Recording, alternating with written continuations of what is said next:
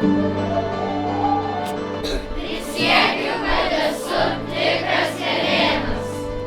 Prisiekiu, kad mano tėvai laisvi žmonės.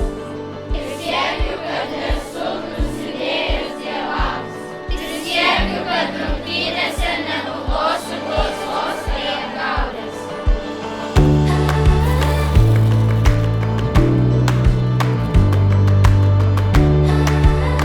Penktokai visus metus ruošiasi šiai olimpiadai.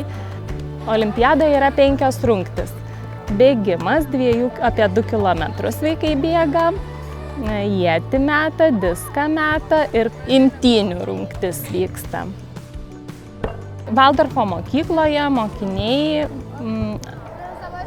mokosi pagal tai, kaip vystėsi žmonija, ir penktokai lyg mažieji graikai, kūno ir sielos harmonija, tobuli vaikai. Mokomės ne tik tai per galvą, tik galvodami, sužinodami faktus, bet dar ir išgyvendami, gamindamisi daiktus, šokdami, dainuodami.